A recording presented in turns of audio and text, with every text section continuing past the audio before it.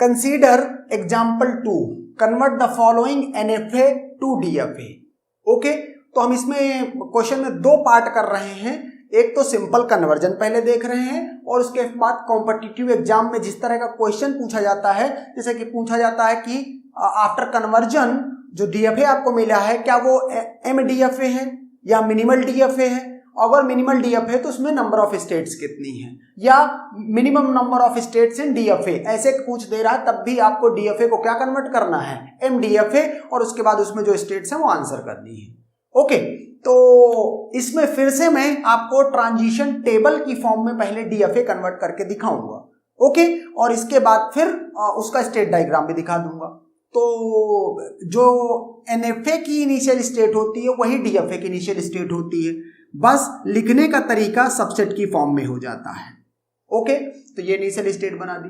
Zero पे transition देखेंगे, अब Q0 का जीरो पे देखेंगे तो सिर्फ Q0 है। ओके, तो यहां मैंने क्या कर दिया, ये Q0 कर दिया। Q0 का 1 पे देखेंगे, Q0 का 1 पे तो Q0 और Q2।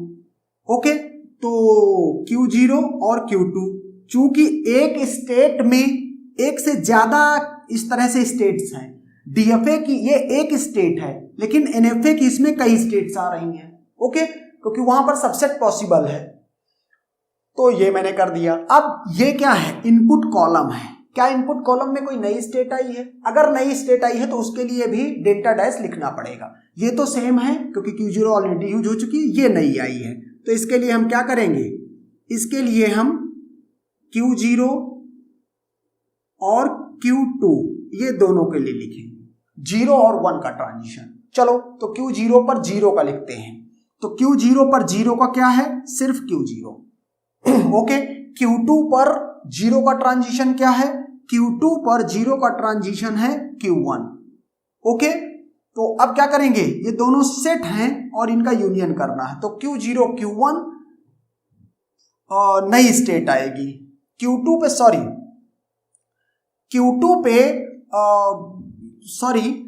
Q0 Q2, तो Q0 पर 0 का ट्रांजिशन तो क्या है, Q0 ओनली। लेकिन Q2 पर 0 का ट्रांजिशन, Q2 पर 0 का ट्रांजिशन तो Q1 भी है और ये Q0 भी है, तो Q0 Q1 और ये क्या है, यूनियन, ये तो Q0 और Q0 Q1, तो यूनियन में Q0 Q1 ही आएगा। तो यहां हम क्या लिखेंगे, Q0 और Q1। ओके, तो ये आ गया। अभी क्या करेंगे, Q0 Q2 का 1 पे ट्रांजिशन देखेंगे, तो Q0 पर पहले 1 का देखते हैं, Q0 और Q2 है। ओके, अब Q2 पर 1 का ट्रांजिशन देखेंगे, Q2 पर 1 का ट्रांजिशन सिर्फ Q2 है, दोनों को यूनियन करेंगे तो Q0 Q2। Okay, Q0 Q2। क्या इनपुट कॉलम में कोई नई स्टेट आई है, Q0 Q2 आई है, जो ऑलरेडी यहां पर आपने उसका A और B पे ट्रांजिशन डेल्टा डैश दिखा चुके हैं। Q0 Q1 ये नई स्टेट है, Q0 Q1।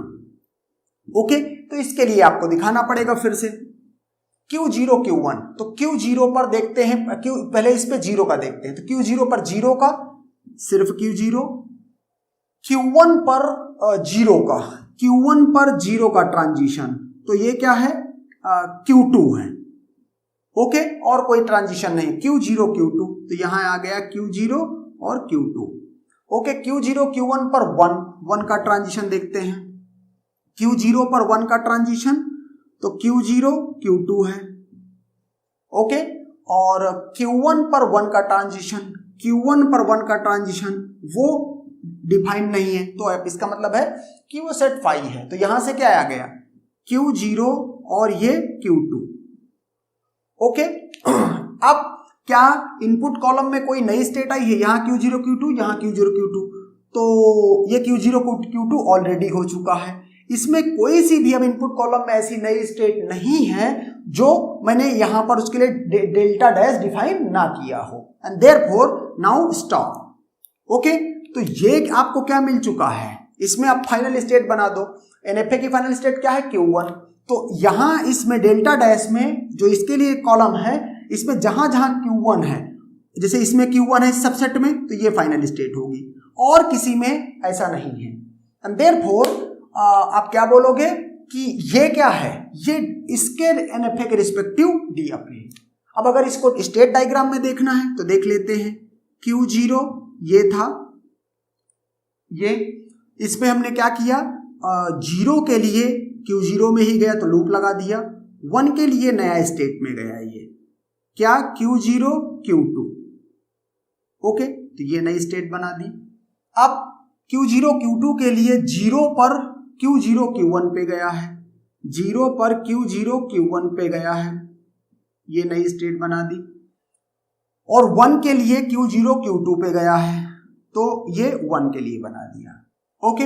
अब Q0 Q1 है, इस पर भी मॉड ऑफ सिग्मा के बराबर ट्रांजिशन होंगे, तो 0 पे Q0 Q2 है, इस जगह से 0 पे Q0 Q2 है, तो मैंने 0 का भी ट्रांजिशन Q0 Q2 पे दे दिया, ओके।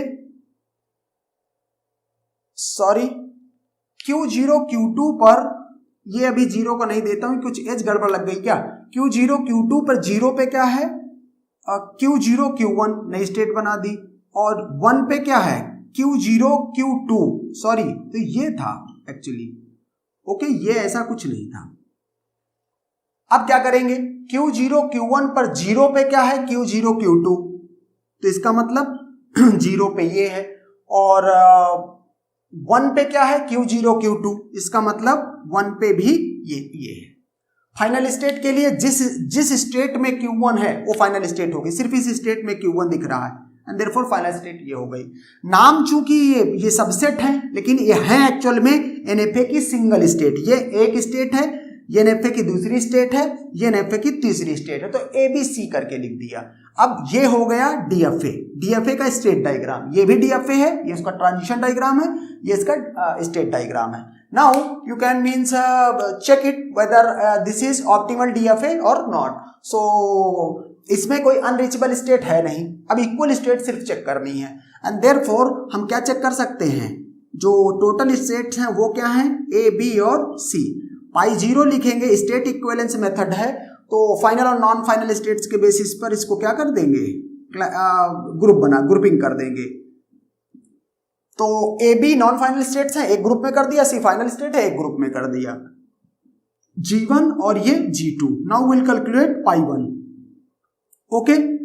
तो यहां तो सिंगल स्टेट है, इसको कुछ चेक करने की नीड नहीं है, G1 को चेक करने की नीड है, क्योंकि इसमें 2 स्टेट हैं, तो A और B ये ले लिया, 0 और 1 ये ले लिया, ओके। अब चेक करते हैं इसको। A पर 0 का ट्रांजिशन लेके कहां जा रहा है, A पर, ओके। A किस ग्रुप में है, G1 में, तो ये G1 कर दिया। A पर 1 के ट्रांजिशन पे कहां जा रहा है, B में, किस ग्रुप में है B, G1 में। B पर 0 के ट्रांजिशन पे कहां जा रहा है, C में, C किस ग्रुप में है, G2 में। B पे 1 के ट्रांजिशन पे कहां जा रहा है, B पे 1 के ट्रांजिशन पे B इटसेल्फ, इसका मतलब ये क्या है, G1। यहां देखो G1 G1 G2 G1, इसका मतलब ये क्या हुआ कि दोनों या टपल सेम होते तो A और B को एक ग्रुप में रखते, चूंकि दोनों सेम नहीं है इसलिए अलग ग्रुप में रखेंगे, तो यहां से क्या हो जाएगा, A B अलग हो जाएगा, C अलग हो जाएगा। आप चाहो तो पाई 2 निकालो, लेकिन कोई फर्क नहीं पड़ता, क्योंकि हर एक ग्रुप में एक ही स्टेट है, तो अब इक्वल कुछ चेक वेक करने का कोई मतलब नहीं है। ये जो DFA है वो क्या है, वो ऑलरेडी NMDFA है, ओके। अगर इस क्वेश्चन का आंसर करना है तो ये कितना है, 3, ओके, एंड दैट्स डन।